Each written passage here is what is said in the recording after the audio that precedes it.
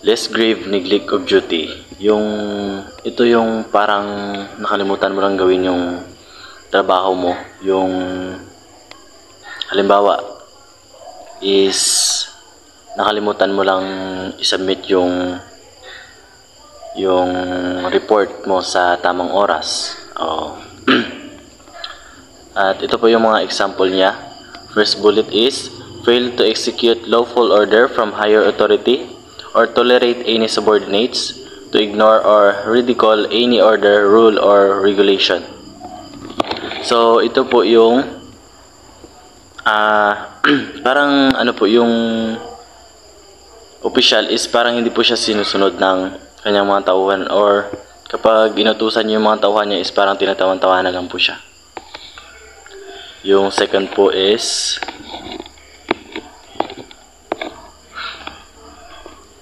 fail to make immediate correction or take appropriate action when a dereliction, irregularity, or violation of law or duty is being committed or has been committed in his presence by subordinates under his command, or fail to report the same to his commanding officer within 24 hours. So, ito naman po is yung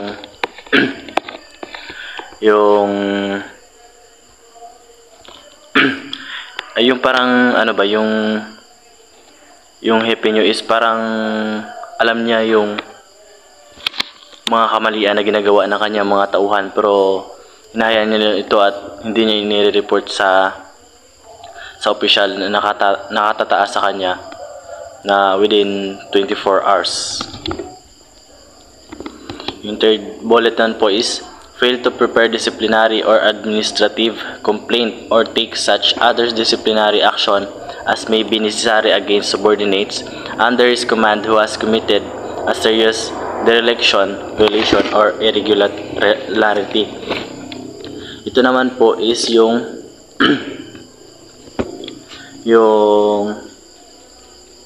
yung parang yung mga tauhan niya is pagkapag nagkakamali, parang hindi siya hindi siya naghahain ng reklamo, or parang hindi niya dinidisiplina yung mga tauhan niya kapag nagkakamali or lumalabag sa mga regulation. Yung fourth bullet is fail to comply with any lawful order or instruction of a commanding officer or a chief of police. So, ito naman po is yung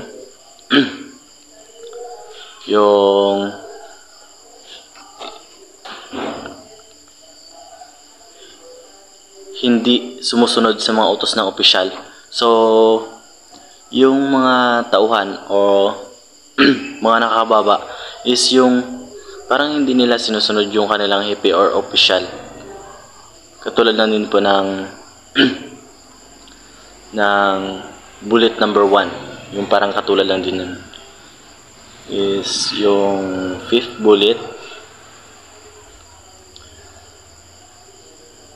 Fifth bullet is fail without justifiable reason to appear and testify in court or in the prosecutor office or before the FLIB or RAB or NAB when duly notified or subpoenaed.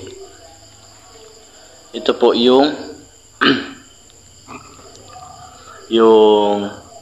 hindi sila pumupunta sa korte.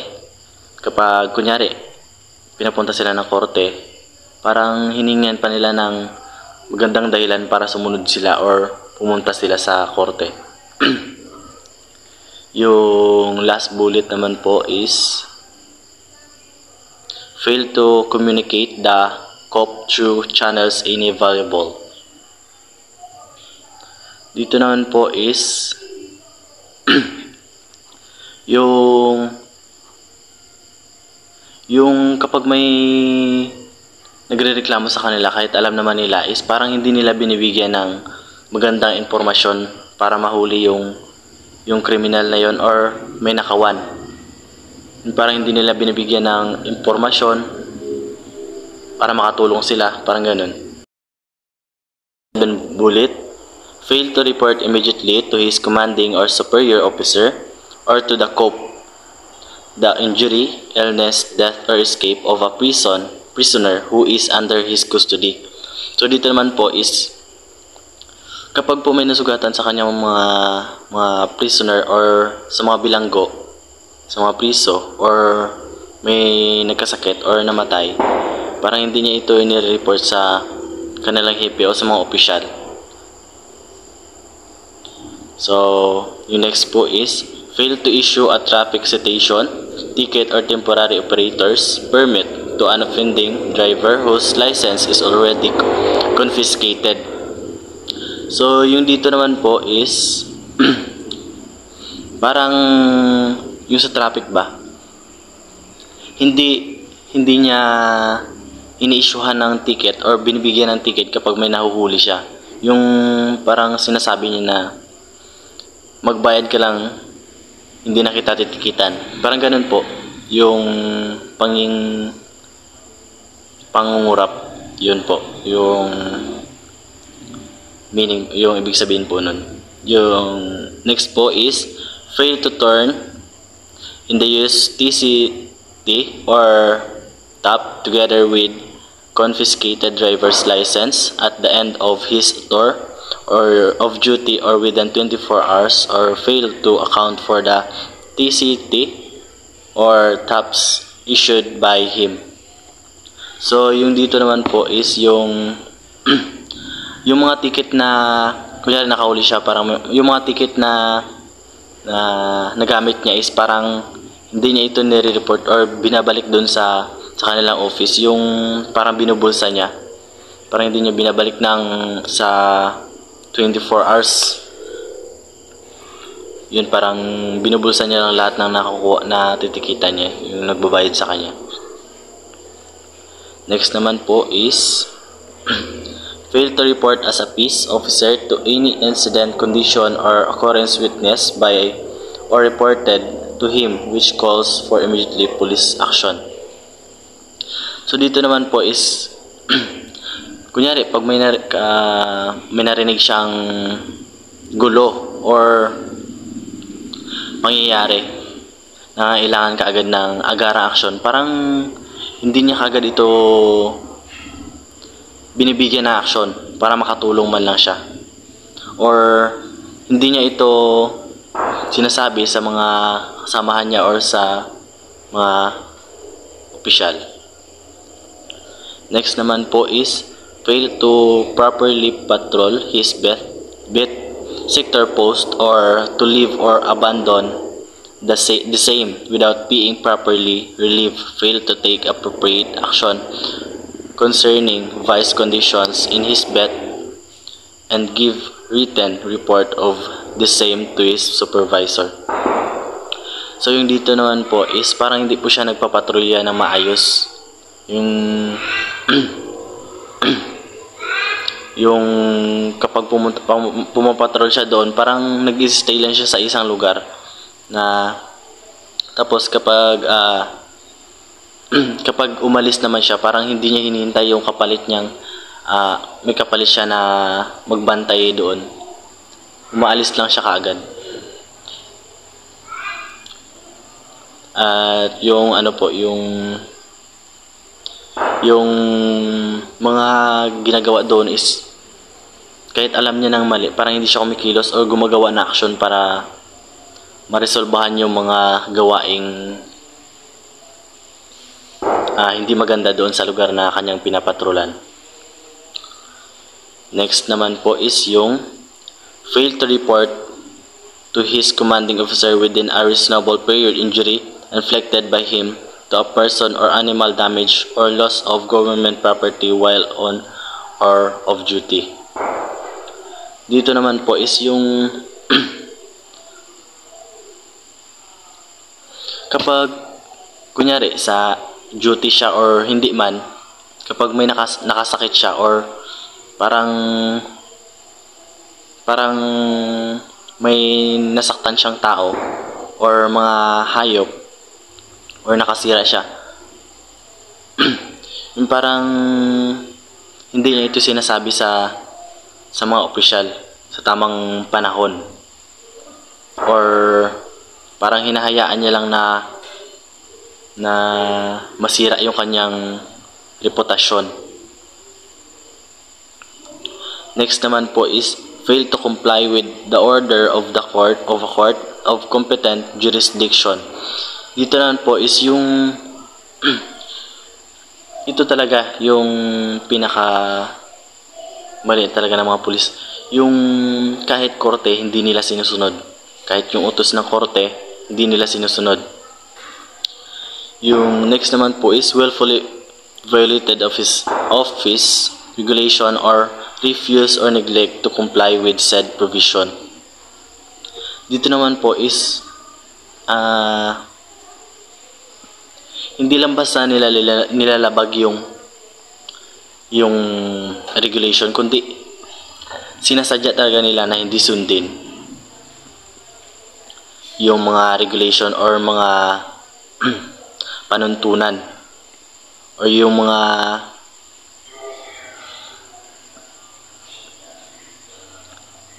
mga rules nila. Next naman po is be unable to be reached at his given address for an unreasonable length of time during a general emergency call or for service to him of court process and subpoena of he, plebe, rab, nab, or any PNP disciplinary authority. Ito po yung yung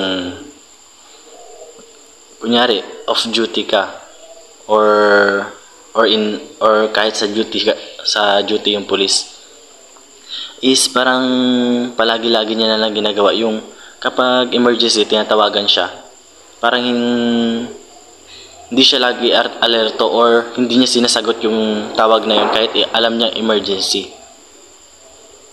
Yun yung isa sa mga kamalian ng mga pulis. Next naman po is sleep on his post while performing patrol or guard duty.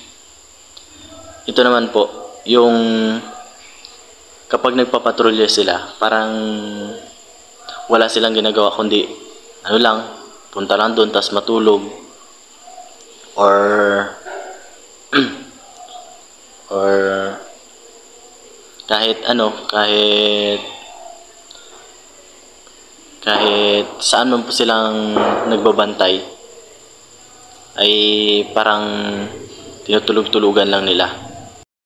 Next po is yung less grave misconduct. Ito po yung para nag-aasal ka ng hindi maganda sa trabaho mo.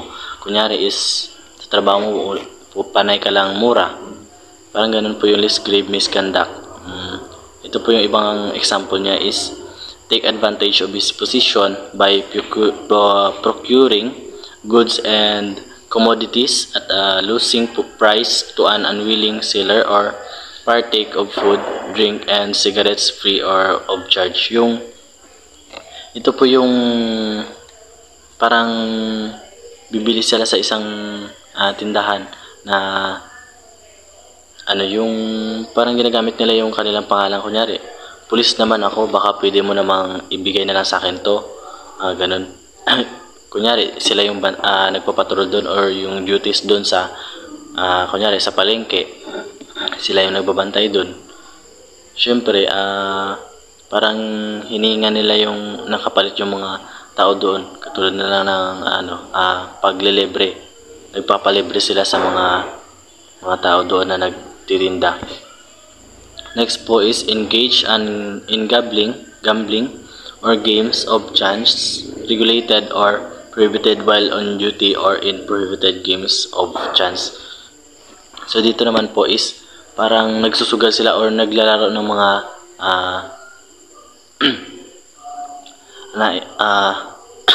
ng mga pinagbabawal or nagsusugal sila habang nasa trabaho sila. Next naman po is yung serve as in escort or Lotter in gambling joints, narcotic dens, clubs, cocktail, lang, hotel, motels, manjongs, joints, cockpits, nightclubs, prostitution houses, bars, bookie corners, and in other questionable places when not in performance of police duty. So, yung dito po is kapag off duty man po sila or hindi, yung parang yung time nila is, yung tambayan nila is dun sa mga clubs or sa mga addict. Yung parang nag-join sila doon sa mga gawain ganun kahit alam naman nilang mali.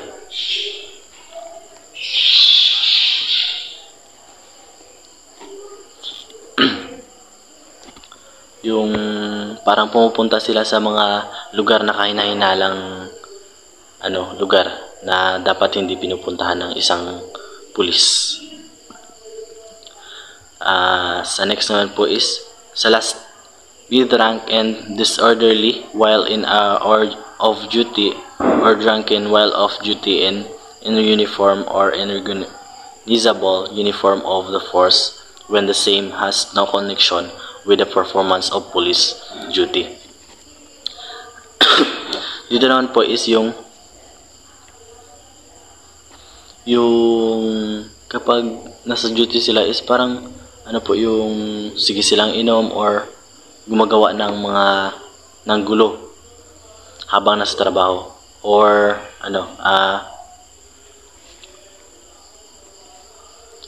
kahit na nakasuot sila ng uniform is parang hindi sila nag-aasal na pulis, parang hindi sila nag-aasal pulis. Yung kala mo naman tambay sa kanto, mga ganun.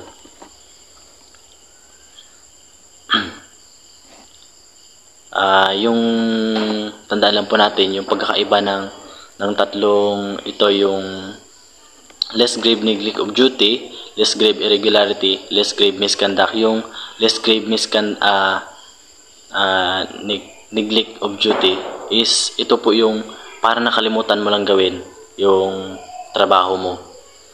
Yung less grave irregularity naman po ito po yung parang lumabag ka lang sa inyong mga panuntunan or rules and regulation, parang ganon yung less grave irregularity. Yung less grave misconduct naman po is ito is yung parang nag-aasal ka lang ng hindi maganda sa trabaho mo. Yun po yung pagkakaiba ng tatlong ito na i-discuss natin.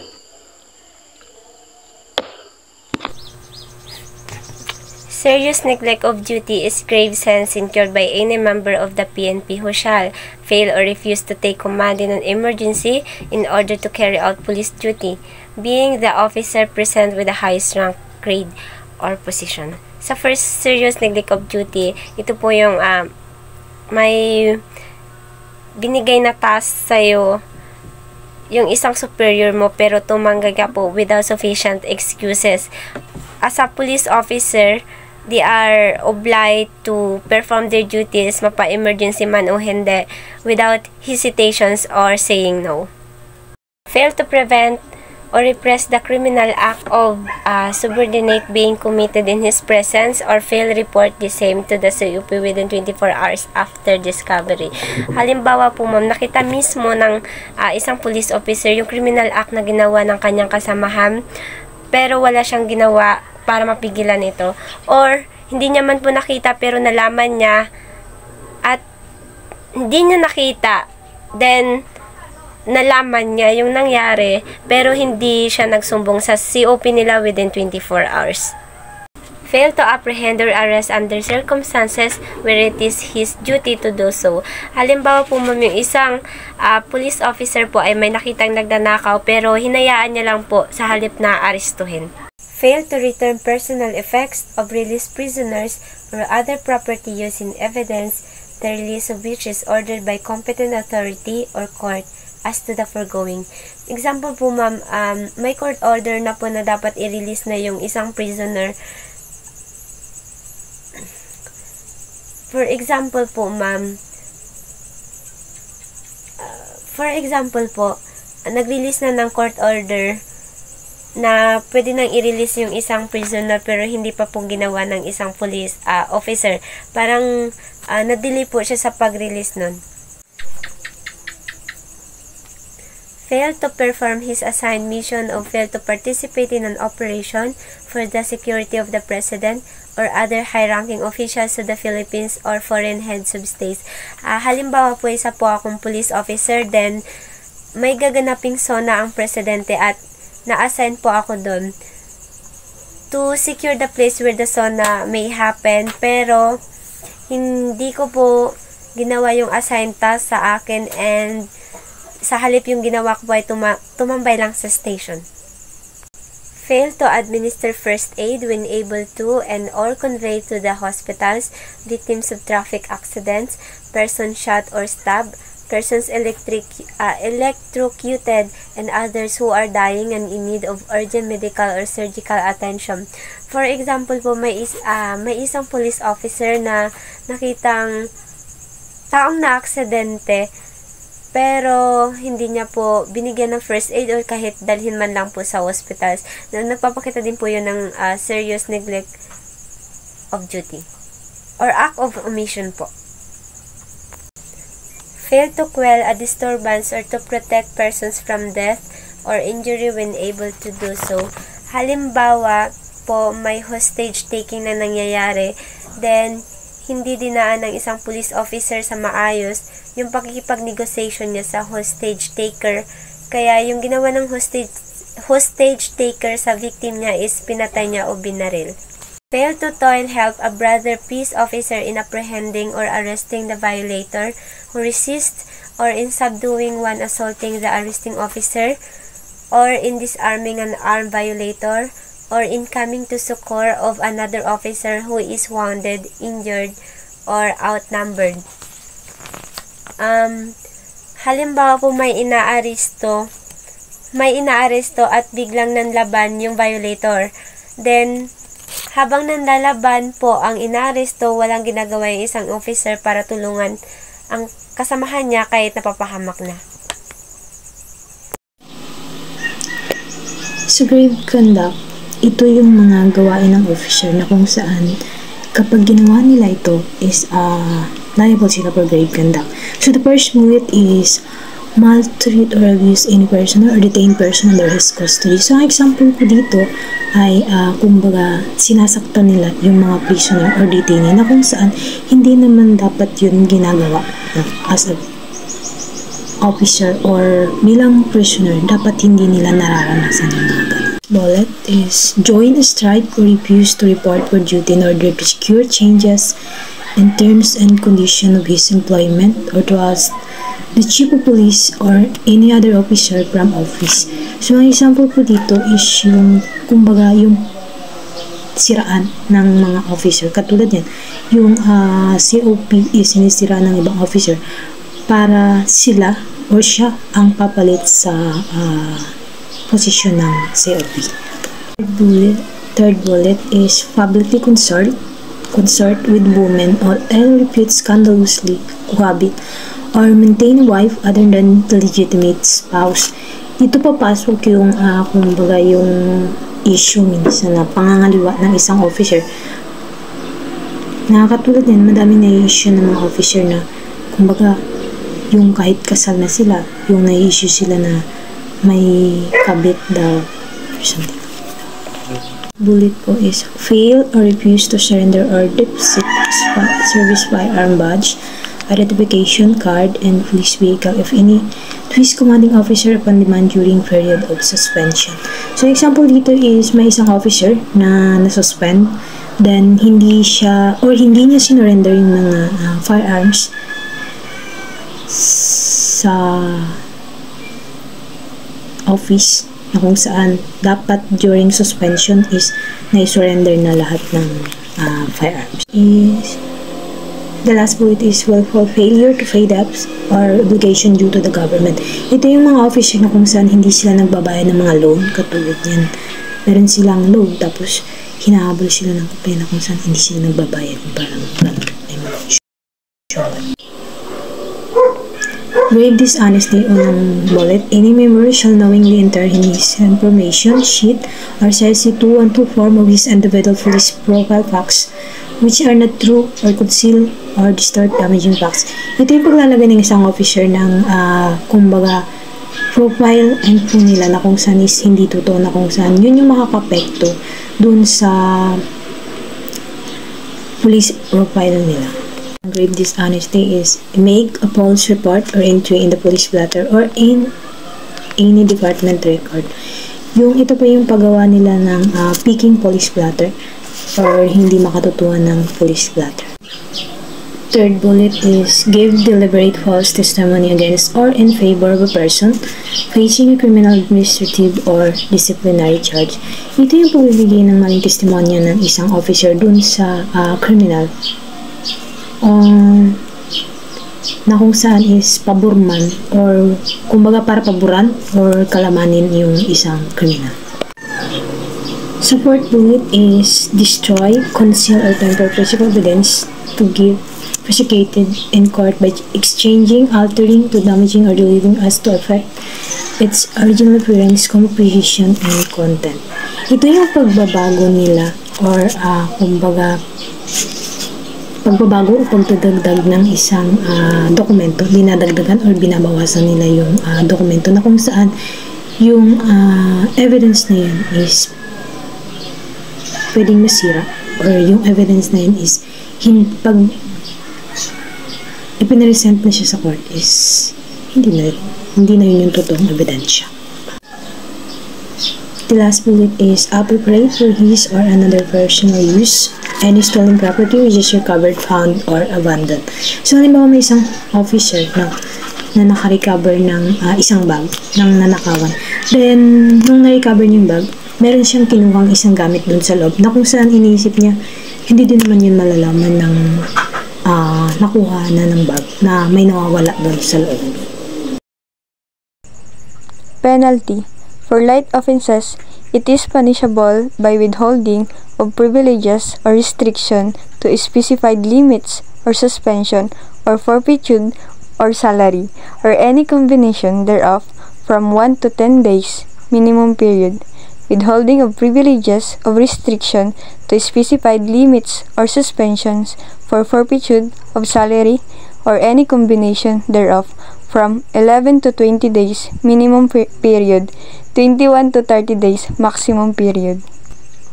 For less grave offenses, withholding of privileges or restriction to specified limits or suspension or any combination thereof from 31 to 45 days minimum period, 46 to 60 days medium period, and more than 60 days maximum period.